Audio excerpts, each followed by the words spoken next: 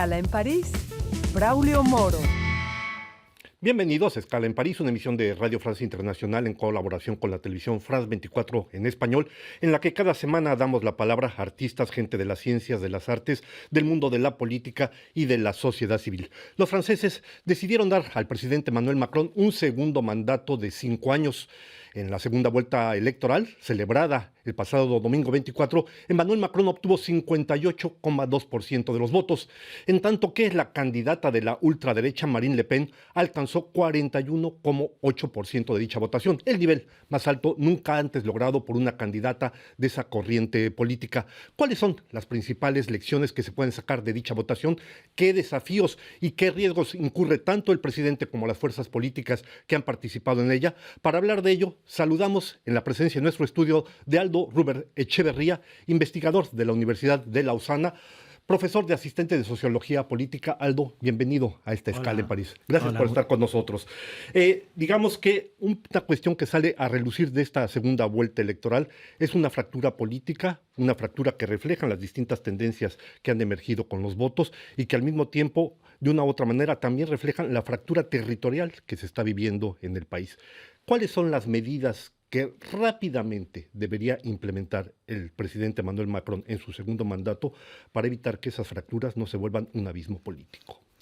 Claro, las fracturas efectivamente territoriales, políticas, que se reflejan en estas elecciones, yo creo que las ilustran bastante bien lo que ha sucedido con el movimiento de los chalecos amarillos. ¿Qué podría haber hecho Emmanuel Macron o cualquier presidente francés en ese momento? Pues darse cuenta que hay una crisis de representación, es decir, una crisis política, de que hay gente que no se siente básicamente representada por el sistema político, por cómo está estructurado, y entonces lo que podría haber hecho es, para eso, dotar a la ciudadanía de mayores dispositivos de participación ciudadana, como por ejemplo se reclamaba en ese momento el referéndum de iniciativa ciudadana, es decir, mayores dispositivos de participación política. Y al mismo tiempo la fractura territorial se ve de forma muy clara también en el voto, de que hay en Francia, que es un territorio bastante ruralizado, bastantes territorios que no tienen acceso a servicios de proximidad, que no tienen acceso a los mismos servicios públicos que en otros lugares. Entonces, atender a esa medida, a esa demanda, mediante mayor fiscalización, mayor fiscalidad que esté bien distribuida en el territorio, habría sido una de las claves junto a los mecanismos de participación política. Y tendrá que ser entonces uno de los primeros desafíos que él tenga que enfrentar inmediatamente. En efecto.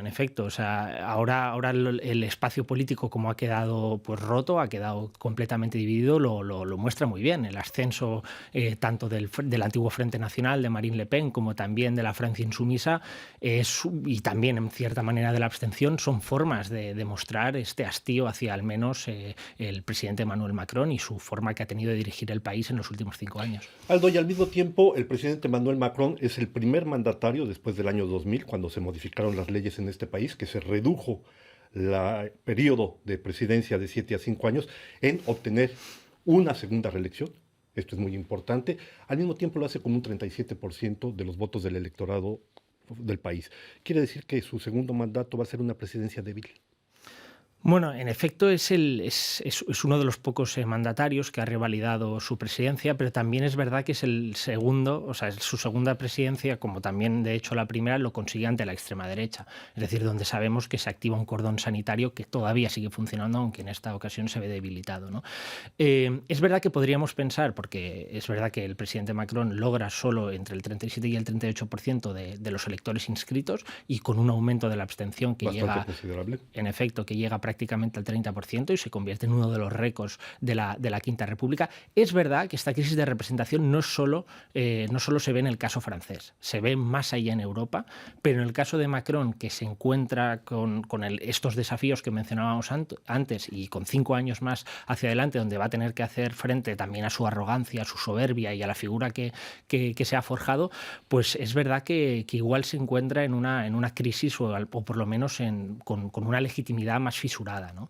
Entonces, esto se verá también en las distintas contestaciones sociales que puedan salir frente a sus medidas más polémicas, como por ejemplo la reforma de las pensiones y la prolongación de la edad de jubilación, ¿no? Ahora bien, hablamos de un poco de La candidata Marine Le Pen, decíamos en un principio, la ultraderecha ha obtenido un récord como nunca antes de las elecciones presidenciales. Esto representa un maravilloso salto de 8 puntos con respecto a la elección del 2017. Es solo un voto, dijéramos, que ha recuperado los votos de la otra extrema derecha, notablemente Eric Zemmour, o hay otra cosa más que ha apoyado la segunda vuelta, la votación que ha obtenido Marine Le Pen. Bueno, en efecto, el hecho de tener otro caladero de votos de la ultraderecha, en este caso con la candidatura de Eric Zemmour, pues ha servido a que también efectivamente prolongue pues su apoyo en la segunda vuelta, ¿no? Pero la candidatura de Zemmour, como toda una estrategia que también se inicia por parte de Marine Le Pen cuando toma las riendas del antiguo Frente Nacional y de la actual Agrupación Nacional, es la normalización. El hecho de intentar aparecer como una candidata mucho más presidenciable, que de hecho esto es lo que muestran las encuestas, que aparece como una candidata más presidenciable, como una candidata que se teme menos, a pesar normalizada. Exacto, normalizada, desdiabolizada, como dicen aquí en Francia, pero a pesar de ello sí que sigue habiendo todavía un cierto temor a la candidatura de Marine Le Pen, se le sigue viendo como una candidata racista, como una candidata xenófoba por gran parte de la población. Por lo tanto, no lo ha logrado del todo, pero mejora en ese aspecto. Se le ve también como más competente en relación sobre todo a 2017, donde le vimos particularmente en el debate bastante desorientada. Y entonces pues ha mejorado mucho en eso, ¿no? Y efectivamente, en una segunda vuelta... Efectivamente, existe un cordón. Lo interesante es que existe un cordón sanitario contra Marine Le Pen, por supuesto, contra la extrema derecha que se ve desde 2002. Pero lo particularmente interesante de estas elecciones, de esta segunda vuelta, es que también existe un cordón sanitario que se activa contra Emmanuel Macron. Es decir, el 12% de los electores que han votado a Marine Le Pen lo hacen también como un bloque exclusivamente contra Macron. Y solo el 16% lo hace como bloque contra Marine Le Pen. Por lo tanto, porcentajes bastante similares. El odio hacia Emmanuel Macron puede también efectivamente traducirse en un voto también más alto hacia Marine Le Pen. Que es algo inédito para la historia de la Quinta República, y en este sentido son muchos los frentes que tendrá que enfrentar el presidente Emmanuel Macron. Está notablemente el incrementar el poder de compra, está el tema ecológico, está el tema de la reforma política, de la reforma fiscal, está la cuestión de la guerra en Ucrania. Finalmente, un segundo mandato que se puede decir va a comenzar en un terreno minado. Sí, totalmente. Sobre todo vamos a ver cómo sigue haciendo frente a esta crisis de la inflación, cómo responde también internacionalmente a la cuestión de la guerra de Ucrania, donde se posicionó de forma hábil en las negociaciones con el presidente Zelensky y también con el presidente Vladimir Putin, pero es verdad que no ha dado frutos y eso es lo que también puede explicar que ese efecto bandera que le funcionó también en los sondeos al principio luego se vio reducido en los apoyos electorales, ¿no?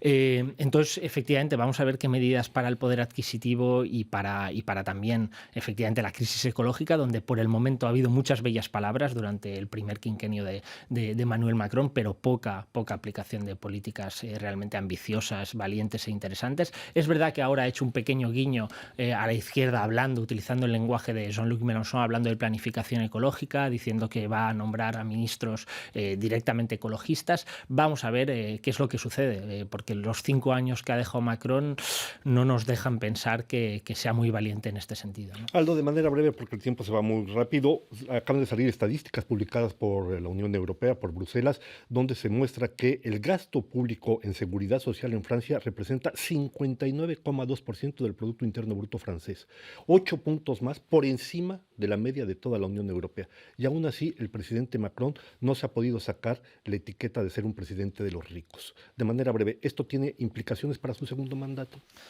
Sí, por supuesto, porque es verdad, si Francia todavía tiene un gasto social considerable, lo que hay que entenderlo es en términos relativos. Es decir, Macron es el que realmente se ha atrevido, incluso más que Nicolas Sarkozy, a tocar básicamente el sistema social francés. Lo vimos durante la primera parte de su quinquenio, donde, por ejemplo, si tomamos el caso de la salud, recorta más de 15.000 millones en el sector, llevando al personal hospitalario a situaciones límite y, efectivamente, también exonerando, recortando en impuestos hacia los más ricos, con el impuesto de solidaridad a la fortuna, pero 30.000 millones. Efectivamente, también la flat tax, también tenemos el el impuesto de competitividad y empleo, el CICE, empresas, ¿no? en efecto, y luego también el recorte, que puede parecer poco, pero para las familias más modestas pues hacía notar, que era el recorte de las APL, de las ayudas a la vivienda, ¿no?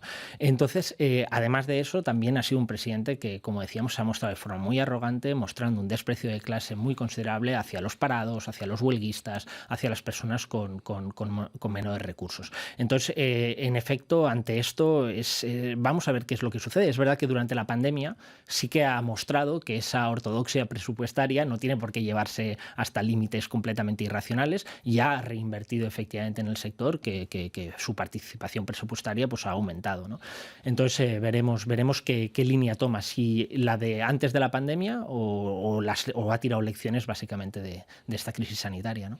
Hemos hablado de Marine Le Pen, hemos hablado de Emmanuel Macron, no hemos hablado del candidato más votado, que es Jean-Luc Mélenchon. Los analistas dicen que el voto entre Marine Le Pen y el voto con Jean-Luc Mélenchon no solo refleja una reorganización, una reestructuración del sistema político francés, pero que al mismo tiempo es un voto sobre todo de descontento. ¿Es que realmente esos votos solo se pueden entender como un descontento histórico del electorado francés o hay también una parte ideológica finalmente? A ver, es verdad que hay un poco de todo, ¿no? Y también si miramos la recomposición de los partidos, en efecto, vemos que en realidad pues, lo que sería el bloque de Macron absorbe el centro-derecha clásico de los republicanos, Marine Le Pen pues, se afianza y además se normaliza, pero tampoco aumenta de forma espectacular, al menos en la primera vuelta en relación a 2017, y Jean-Luc Mélenchon absorbe el ala más izquierda de los socialistas y también recoge pues, un nuevo bloque también ecologista y socialista, ¿no?